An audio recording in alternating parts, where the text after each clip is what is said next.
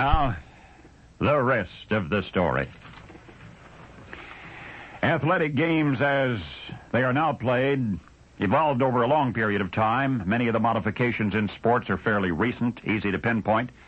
But the major rules and traditions originated long ago, and they're harder to track down. We have tracked down one, the football huddle. Now, for a while, Coach Zupke of the University of Illinois was credited with the invention of the huddle in 1922. But that's not so. The huddle dates back to the 1880s, and it was innovated for a very specific reason. Gallaudet College, to say the least, has an innovative football team. In fact, much of the razzle-dazzle we associate with college football began at Gallaudet considerably before the turn of the century. And among those innovations, well, let me describe one of them, perhaps as it occurred for the first time. Gallaudet versus the visitors. The teams tromp onto the field. The visitors win the toss. They will receive. The punts return to the 28-yard line, 1st and 10. The visitors' offensive unit is milling around behind the line. Their quarterback discusses a play with a potential receiver. At last, the offense hits the line in formation. The center snaps the ball. The quarterback fades 12 yards. The pass is good for a gain of 8. And this drive grinds away. Dead ends on the Gallaudet 42. Each time the visitors' offense had come up to the line, it was from a disorganized, informal, stand-up meeting. Or perhaps without even that.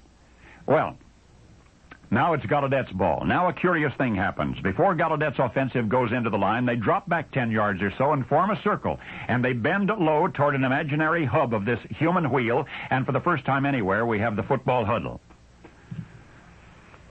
Some of the visitors laugh.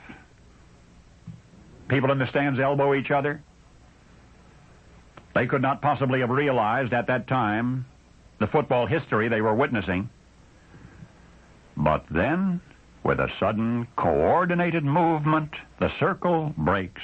The Gallaudet offense hits the line. It's a handoff. Gallaudet walks through a king-size hole in the visitors' defense. Gain of 20, 1st and 10. 1st and 10, 1st and 10, 1st and 10. And each time, prior to offensive formation, Gallaudet forms a huddle. A deliberate, concerted, ominous-looking meeting in a circle behind the line. Well, the fans were impressed. You can bet the losing visitors were impressed. Soon the huddle became the talk of college football.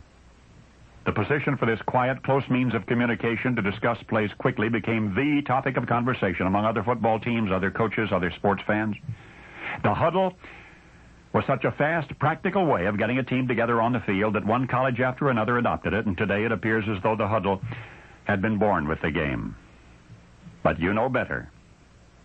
You know that the huddle began at Gallaudet College in the 1880s, and perhaps not in the entire world is there a football team whose offensive unit does not go to the huddle before each play, because nearly 100 years ago, one team had to. I said one team had to. One team had to get close enough to see the hand signals or the diagram in the dust for the next play. At Gallaudet College for the Deaf. And now you know the rest of the story.